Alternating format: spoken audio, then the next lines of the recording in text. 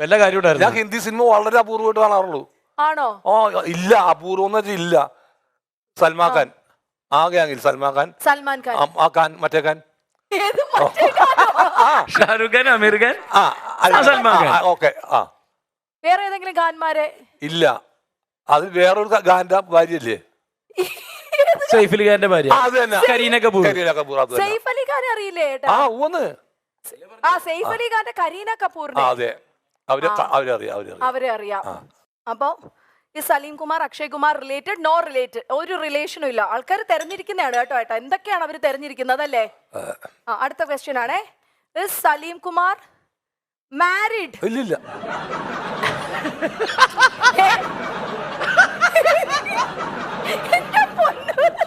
അത് എന്തെങ്കിലും ഒരു സെക്കൻഡ് വയ്യാന്ന് നോക്കിയാൽ ഉത്തരം പറയാം. ബാക്കിയൊക്കെ ലാഗടിച്ച് പറഞ്ഞ ആളാ.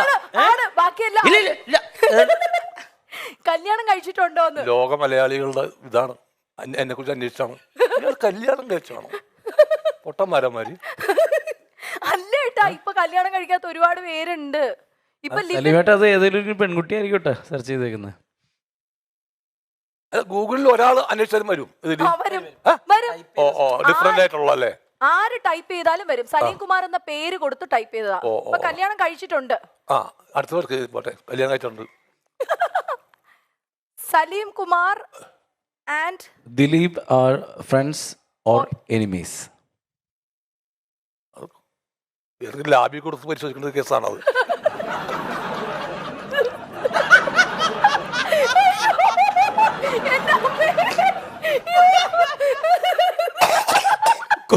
കൊറോണയുടെ ടെസ്റ്റ് ചെയ്യണത് നോക്കിയാണ്.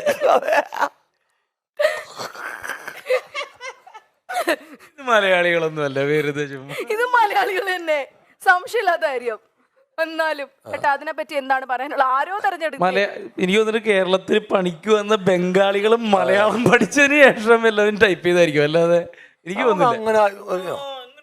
എന്താണ് ശത്രുത കാരണം വേണ്ടേ?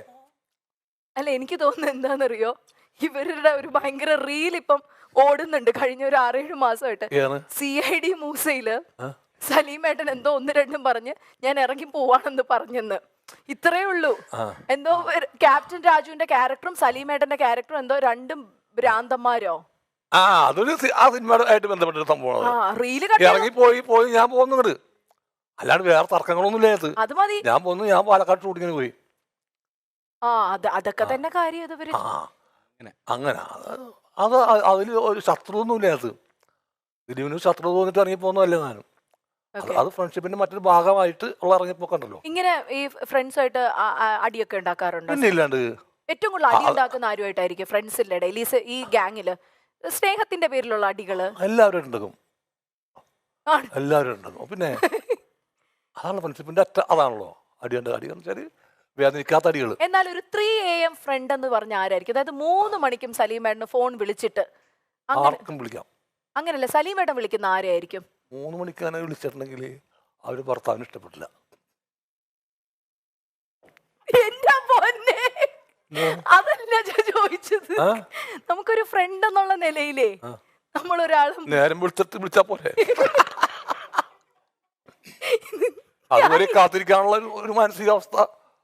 ഇത് ഇന്ത്യ പാകിസ്ഥാൻ പ്രശ്നമൊന്നുമല്ലല്ലോ, പ്രണയത്താൽ. അതെ, ഇത് ഒരുമാതിരി ഒരു വേദനയുള്ള സംഭവമാണ്. ഈ സാധനം അത് വേദന മുക്കുമ്പോഴുള്ള സംഭവമാണ് ഇത്.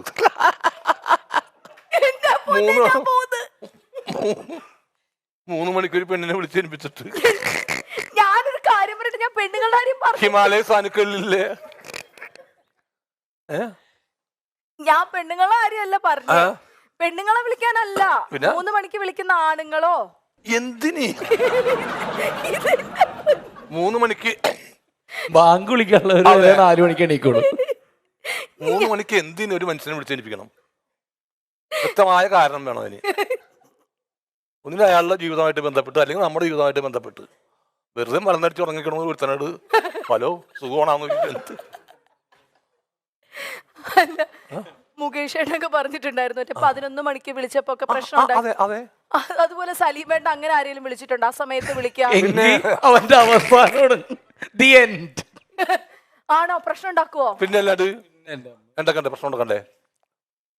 അവൻ ഫ്രണ്ടാണോ അവൻ? അടിക്കണ്ടേ അവനാ?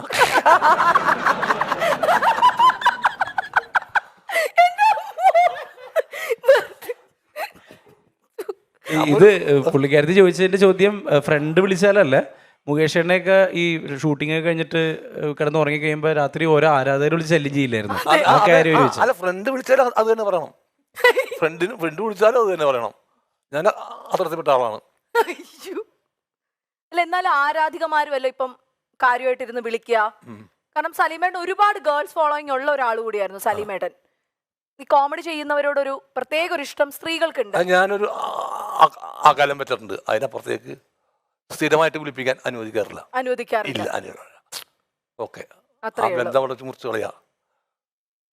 സ്ഥിരം ഒരു ഫ്രണ്ട്ഷിപ്പിലേക്ക് പോകാൻ ഞാൻ ആഗ്രഹിച്ചിരുന്നില്ല. കാര്യത്തും ഒരു കാലത്തും ആഗ്രഹിച്ചിട്ടില്ല. അപ്പോ ദിലീപേട്ടനുമായിട്ടുള്ള ഫ്രണ്ട്സ് എനിമീസ് എന്നുള്ളതിൽ എങ്ങനെ ഉത്തരം പറയുന്നു സലീമേട്ടൻ? അത് ലാബിൽ കൊടുത്ത് അവർ തന്നെ ടെസ്റ്റ് ചെയ്ത് കണ്ടുപിടിക്കട്ടെ. എനിക്കൊന്നും പറയാനില്ല അത്. ഓക്കെ, അപ്പൊ നമ്മൾ അടുത്ത ചോദ്യത്തിലേക്ക് പോവാണ്. Salim Kumar's net worth. എന്താ പറയാണ്ട്? നെറ്റ് വർത്ത് എന്ന് പറയുമ്പോ മൊത്തത്തിലുള്ള സലീമേട്ടന്റെ ആസ്തി എന്താണ്? അതാണ്, അതെനിക്ക് മനസ്സിലായി. അതെന്താ പറയേണ്ടത്?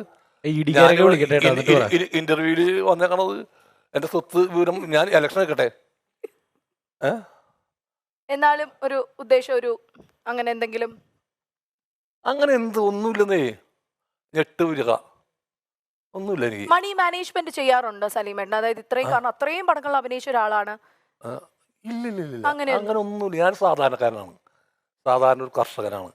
ഞാൻ ഒരു വീടുണ്ട്, എനിക്ക് സമാനഭേദപ്പെട്ട ഒരു വീടുണ്ട്. നല്ല വീടാണ്. അതെ, ഒരു വീടുണ്ട്. അതിനുശേഷം ഒരു സാധാരണക്കാരനാണ് ഞാൻ. ഞാൻ വലിയ കോടീശ്വരനൊന്നുമല്ല. മണി വർത്ത് എന്നൊക്കെ പറഞ്ഞ അവിടെ എന്താണ് നെറ്റ് വർത്ത്, മണി നെറ്റ് വർത്ത് ഒക്കെ എന്നൊക്കെ പറഞ്ഞാൽ അത് സംസാരിക്കാനുള്ള യോഗ്യത പോലും ഇല്ല. സാധാരണ മനുഷ്യനാണ് ഞാൻ. Okay, done. അപ്പൊ അങ്ങനെ എഴുതാം. ആൻഡ് ഏറ്റവും കൂടുതൽ ആൾക്കാർ ടൈപ്പ് ചെയ്തേക്കുന്നതാണ് കേട്ടോ സലീമേട്ടാ, ഈ Salim Kumar a villain in real life. വില്ലനാണോ നായകൻ? എന്നോട് അല്ല ചോദിക്കേണ്ടത്. എന്റെ വില്ലത്തരം കൊണ്ട് ബുദ്ധിമുട്ടേണ്ടി വന്ന ആളുകളോടാണ് അവൻ വില്ലനാണോ നായകനാണോ ചോദിക്കുന്നത്, എന്നോടല്ല ചോദിക്കേണ്ട. ബിബിൻ, റിയൽ ലൈഫിലെ ഹീറോ? അല്ല, എനിക്ക് ഒരിക്കലും എനിക്ക് തോന്നിയിട്ടില്ലല്ലോ. ഞാൻ എൻ്റെ പറഞ്ഞില്ലേ, എൻ്റെ ചേട്ടനെ പോലെ ഒരാളാണ്. എനിക്ക് തോന്നിയിട്ടില്ല, ഒരിക്കലും തോന്നിയിട്ടില്ല. പിന്നെ ബൈബിളിലൊരു വാക്കുണ്ട്, ഹൃദയം പരിശോധിക്കുമ്പോൾ നല്ലവനായിരുന്നാൽ മതിയെന്ന്. ബാക്കി പുറമേ ഉള്ള കാര്യങ്ങളും കാട്ടായങ്ങളൊക്കെ അവസ്ഥകൾ കൊണ്ടും ആവാം. അപ്പൊ ഇങ്ങോട്ട് വന്ന വഴിക്ക് നമ്മളൊരു വണ്ടി വട്ടം ചാടുമ്പോൾ നമ്മൾ പെട്ടെന്ന് അയാളോട് ചിലപ്പോൾ ചൂടാവില്ലേ, അത് നമ്മുടെ അവസ്ഥയാണ്, അത്രേ ഉള്ളൂ. അല്ലാതെ ഹൃദയം പരിശോധിക്കുമ്പോൾ സലീമേട്ടൻ നല്ല ആളാണ്, ഹൃദയശുദ്ധിയുള്ള ആണ്. ഞാൻ പറഞ്ഞില്ലേ ബിബിൻ, എന്റെ കല്യാണം കഴിഞ്ഞ് എന്റെ കല്യാണ വീഡിയോയിൽ ഞാൻ കരയുന്നുണ്ട്. ഈ താലി കെട്ടുന്ന സമയത്ത് ഞാൻ കരയുന്നുണ്ട്. വൈകുന്നേരം എന്നെ വിളിച്ചു. ഞാൻ എൻ്റെ ഭർത്താവിന്റെ വീട്ടിൽ കയറിയപ്പോൾ എനിക്ക് കിട്ടുന്ന ഫസ്റ്റ് കോൾ എനിക്ക് സലീമേട്ടൻ്റെയാ. 3-4 വർഷമായി. അപ്പം കിട്ടിയിട്ട് എന്നെ പറഞ്ഞു, എടീ നീ കല്യാണം പറഞ്ഞില്ലല്ലോ. ഞാൻ പറഞ്ഞു, ഏട്ടാ കൊറോണയാണ്, ആരെയും വിളിക്കാൻ പറ്റില്ല. നീ കരയൊന്നും വേണ്ട, നന്നായിട്ട് ജീവിക്ക്, എന്നാ കെട്ടുന്നതിന്. കാരണം അപ്പം നമുക്ക് ഈ പറഞ്ഞ ഭയങ്കര ഫാദർലി അറ്റാച്ച്മെന്റ് നമുക്ക് സലീമേട്ടനോട് തോന്നുന്നത്. അപ്പോൾ അതുകൊണ്ട് obviously real hero, super hero. കല്യാണം കഴിഞ്ഞ് എന്നോട് എന്തെങ്കിലും പറയാനുണ്ടോ? ഇനി എത്ര നാളെ കല്യാണം കഴിച്ചിട്ട് ഇനി അതുകൊണ്ട് കാര്യമില്ല. ആ ഡോസേജ് മരുന്ന് ഒരു 3 മാസം മുമ്പെങ്കിലും എടുത്തിരിക്കണം. ഞാൻ തന്നെ ഡോസേജ് അല്ല, നീ 3 മാസം മുമ്പ് എടുത്ത്. എനിക്ക് മറ്റേ പോളിയോ കുത്തുവെച്ചപ്പോഴേ കിട്ടി. അതെ, ചുമ്മാ സിംപ്ലി. എന്തായാലും ബിബിൻ ഒത്തിരി താങ്ക്സ് നമ്മൾ അറിയിക്കുകയാണ്. കാരണം സലീമേട്ടൻ എന്ന് പറഞ്ഞപ്പോൾ എത്ര പേരാണ് ഇങ്ങനെ ഓടിയെത്തുന്നത്. ആ ഒരു സ്നേഹമാണ് കേട്ടോ നമ്മളിവിടെ. കാറൊന്നും കൊടുത്തില്ലേ? വരാൻ കാറൊന്നും കൊടുത്തില്ല നിങ്ങള്?